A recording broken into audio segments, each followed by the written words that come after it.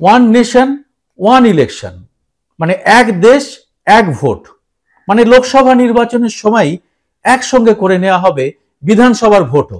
ধীরে ধীরে এই ব্যবস্থার মধ্যে ঢুকিয়ে নেওয়া হবে পুরসভা এবং পঞ্চায়েতের ভোটও।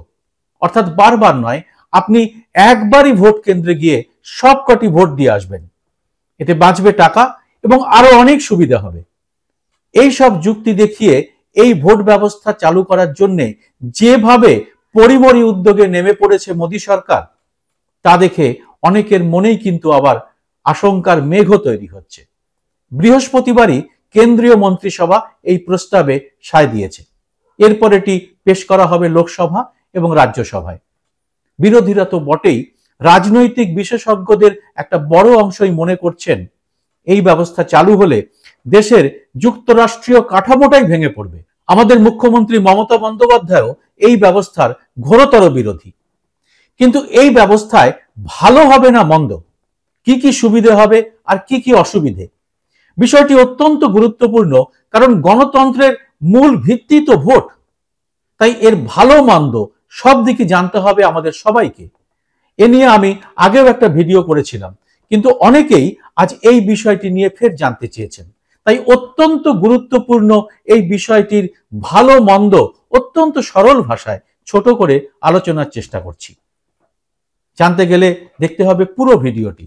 ভালো লাগলে লাইক ও শেয়ার করে এই ভিডিওটি ছড়িয়ে দেবেন আরো মানুষের কাছে।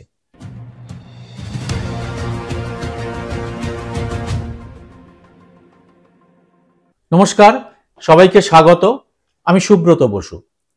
দেশে একই সঙ্গে লোকসভা এবং বিধানসভা ভোটের আয়োজন করতে এত হুড়মুড় কেন, বিষয়টা একটু খতিয়ে দেখা যাক। 2014 সালে কেন্দ্রে ক্ষমতায় আসে বিজেপি।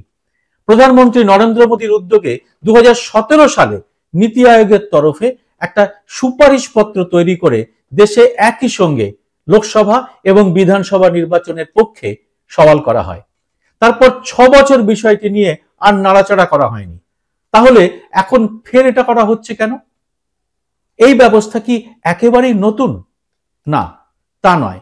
এক দেশ এক নির্বাচন ব্যবস্থা 1952 সাল থেকে 1967 সাল পর্যন্ত স্বাভাবিকভাবেই চালু ছিল আমাদের দেশে, কিন্তু তার প্রেক্ষিত ছিল একেবারেই আলাদা। স্বাধীনতার পর দেশে প্রথম সাধারণ নির্বাচনের সময় বাস্তব প্রয়োজনের তাগিদেই সবকটি রাজ্যের বিধানসভা ভোট একই সঙ্গে করে নেওয়াটা জরুরি ছিল। সে সময় দেশে কংগ্রেসেরই দাপট ছিল। তারপরের দুটি সাধারণ নির্বাচনেও একই সঙ্গে বিধানসভা নির্বাচন হওয়ায় মোটের উপর পরিস্থিতি কিন্তু একই রকম ছিল। কিন্তু গোল বাঁধল 1967 সালের ভোটের ফলাফলে। দেখা গেল কেন্দ্রে ক্ষমতায় ফিরলেও মোট 9টি রাজ্যে গদিচ্যুত হয়েছে কংগ্রেস। শাসকের রক্তচক্ষুর দাপট তখন এখনকার মতো প্রবল না হলেও সে সময় যে অল্প বিস্তর ছিল না তা নয়, যার পরিণতিতে বেশ কয়েকটি রাজ্যে অকংগ্রেসী সরকারকে ফেলে দেওয়া হলো মেয়াদ ফুরোনোর আগেই। আর এরপর থেকেই দেশের ভোটের নির্ঘণ্টটাই কিন্তু বদলে গেল। লোকসভা নির্বাচন আর বিধানসভা ভোট আলাদা আলাদা সময় হতে থাকলো বেশ কিছু রাজ্যে। এখন এই ব্যবস্থা ফের চালু করতে গেলে প্রায় 18 দফা সংবিধান সংশোধন করতে হবে।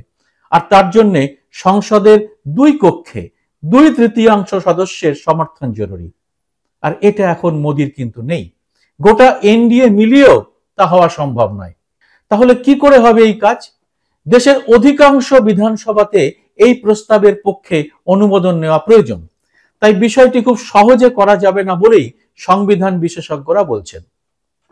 কিন্তু এবার আসা যাক এর ভালো মন্দ সুবিধে অসুবিধের কথায়। প্রথমে এর যে সুবিধেগুলোর কথা বলা হচ্ছে সেগুলো বলা যাক। 1, এতে অর্থ বাঁচবে, বারবার বিরাট সংখ্যক নিরাপত্তা রক্ষীকে কাজে লাগাতে হবে না। 2, প্রশাসনিক সুবিধা হবে। যে রাজ্যে যখন সরকারের মেয়াদ শেষ হয় তখন বিধানসভার নির্বাচন হয়ে থাকে। এর ফলে বছরভর দফায় দফায় ভোট থাকার জন্য সরকারি কাজকর্ম আর উন্নয়নের প্রকল্পগুলি ব্যাহত হয় বলে দাবি করা হচ্ছে। 3, ভোটের হারও বাড়বে। কারণ যেসব মানুষ ভিন রাজ্যে কাজকর্ম করেন তারা একবারই দেশে ফিরে আসবেন। তাহলে তো ভালোই হবে এই নতুন ব্যবস্থা। এতে আপত্তির কারণ কি? আইনের নানা জটিলতায় না ঢুকে খুব সহজভাবে এবার এর সমস্যার দিকগুলো একটু আলোচনা করা যাক। এক, এই পদ্ধতিতে রাজ্যের বিষয় কতটা প্রাধান্য পাবে? কিরকম? ধরুন রাজ্যের খুব গুরুত্বপূর্ণ কোনো বিষয়টি সামনে এনে আপনি ভোট দিতে চান, যেমন ধরুন আরজিকর কাণ্ড। আপনি হয়তো শিক্ষার কারণে লোকসভা এবং বিধানসভা ভোটের ইস্যুগুলিকে আলাদা করে নিয়ে ভোটটা ঠিক কোথায় কাকে দেবেন তা ঠিক করে ফেললেন, কিন্তু সব মানুষের পক্ষে কি তা সম্ভব? দেশে জাতীয় রাজনৈতিক দলগুলির পাশাপাশি বেশ কিছু রাজ্যে ক্ষমতায় আছে আঞ্চলিক দল। দেশে এখন 6টি জাতীয় দল রয়েছে, আর 54টির মতো রাজ্যভিত্তিক দল রয়েছে, আর রয়েছে 200টির বেশি ছোটখাটো নানা পার্টি। কিন্তু সাধারণ নির্বাচনের সঙ্গে বিধানসভার ভোট হলে রাজ্যের যে স্থানীয় ইস্যুগুলি রাজনীতির পাটিগণিতের সাধারণ নিয়মেই ব্যাকবেঞ্চে চলে যাবে না? নানা ভাষা, নানা মত, নানা পরিধানের এই দেশ কি তাহলে ভবিষ্যতে তার রাজ্যভিত্তিক রাজনৈতিক স্বাতন্ত্র্যের সুযোগটুকু হারিয়ে ফেলবে?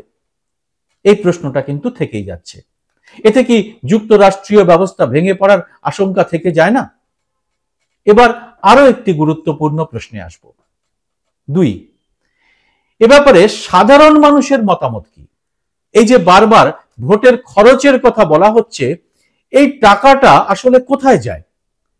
এর বড় অংশই তো রাজনৈতিক পার্টির তহবিল থেকে ভোটের সময় চলে যায় সাধারণ মানুষের কাছে। যেমন ধরুন ফ্লেক্স, কাটআউট তৈরি, গাড়ির মালিক, চালক, এদের থেকে লক্ষ লক্ষ মানুষ ভোটের সময় রোজগার পান। এর পরিমাণ কত লক্ষ কোটি টাকা। তাহলে টাকা নষ্ট তো হচ্ছে না, তাতে সাধারণ মানুষের লাভই হচ্ছে।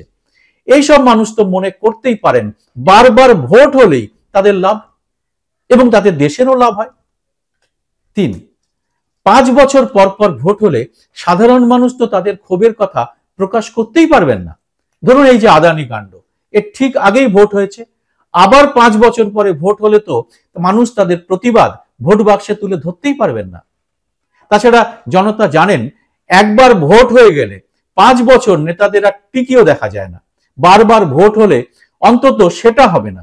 লোকসভা ভোটের 1 বছরের মধ্যেই নির্বাচন হলো 4টি রাজ্যে, আবার হবে দিল্লি, বিহারে।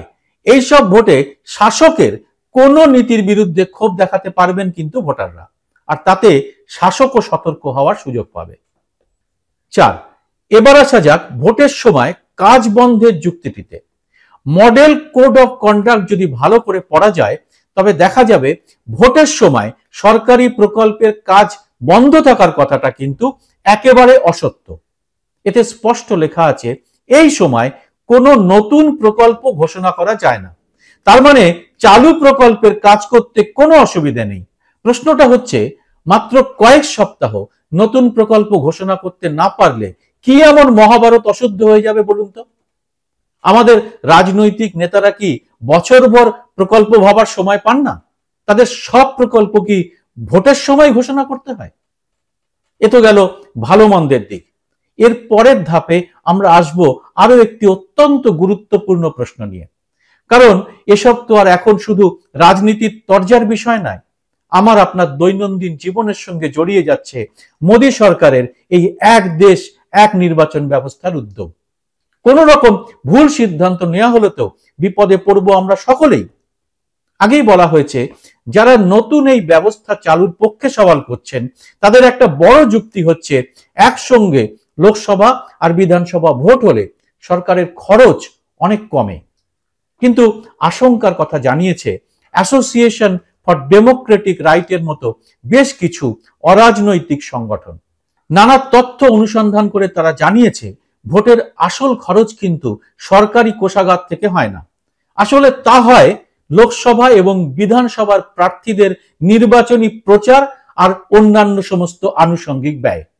বিশেষজ্ঞরা তাদের সমীক্ষায় জানাচ্ছেন, উত্তরপ্রদেশ থেকে কর্ণাটক বা তেলেঙ্গানা থেকে মহারাষ্ট্রে শুধু বিধানসভা ভোটেই এক একজন হেভিওয়েট প্রার্থীর নির্বাচনে খরচ হয় কয়েকশো কোটি টাকা করে।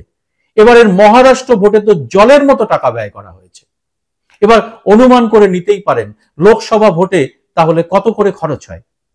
ভোটে বিজেপি, কংগ্রেস সহ বড় মাপের দলগুলির নির্বাচন তহবিলে যে বিপুল পরিমাণ অর্থ কর্পোরেট ফান্ডিং এর নামে ঢুকে পড়ে, সেটাই কিন্তু ভোটের একটা বড় খরচ। ভোটের জন্য সরকারি খরচ এই ব্যয়ের তুলনায় একেবারে নস্যি। আমরা দেখেছি এখন প্রতিটি রাজ্যের বিধানসভা ভোটে প্রধানমন্ত্রী সেখানে গিয়ে কার্যত পড়ে থাকছেন, তাই বাংলাতেই হোক বা কর্ণাটকে। কারণ গোটা দেশে এখন বিজেপির কার্যত একটাই মুখ, আর সেজন্য কত খরচ হচ্ছে সরকারের এর তো কোনো হিসেবই নেই। তবে সব মিলিয়ে ভোটের খরচের চেয়ে প্রচার এবং আনুষঙ্গিক খরচ যে অনেক অনেক গুণ বেশি, তা নিয়ে কারো কোনো সংশয় নেই। এই খরচে রাশ না টেনে অর্থ বাঁচানোর কথাটা কি রীতিমতো পরস্পর বিরোধী নয়? আসলে কোনো রাজ্যেই বিজেপির এখন কোনো জবরদস্ত নেতা নেই। এর ফলে যে বিপাকে পড়তে হচ্ছে তা বুঝতে পারছেন মোদী। এই যেমন হয়েছে ঝাড়খণ্ডে এবং পশ্চিম বাংলাতে। অরুণ জেটলি সুষমা স্বরাজের পরে দিল্লিতেও বিজেপির কার্যত কোনো বড় মুখ নেই। বিহারের অবস্থা তো আরো খারাপ। আগামী দিনে যেসব রাজ্যে ভোট হবে তার প্রতিটিতে বিজেপি নেতারা নিজেদের মধ্যে লড়াইয়ে ব্যস্ত। সংগঠন কার্যত ছত্রাখান। বিরোধীদের ঠেকাতেই কি মোদী এই চাল খেলতে চলেছেন সুকৌশলে? এ নিয়ে আপনাদের কি মত অবশ্যই জানাবেন কমেন্ট বক্সে। আগামী দিনে কিভাবে হবে দেশের গণতন্ত্রের উৎসব, উত্তর খুঁজতে হবে আমাদের সবাইকে ধীরে সুস্থে সব দিক ভেবে। কোন রাজনৈতিক দলের সুবিধের জন্য যেন তাড়াহুড়ো করে 7-5 না ভেবে সিদ্ধান্ত নিয়ে ফেলা হয়। ভিডিওটি ভালো লাগলে লাইক ও শেয়ার করে পৌঁছে দেবেন আরো মানুষের কাছে। সেই সঙ্গে চ্যানেলটি সাবস্ক্রাইব করে নোটিফিকেশন বেলটি চালু করে রাখতে ভুলবেন না। জয় হিন্দ, সত্যমেব জয়তে।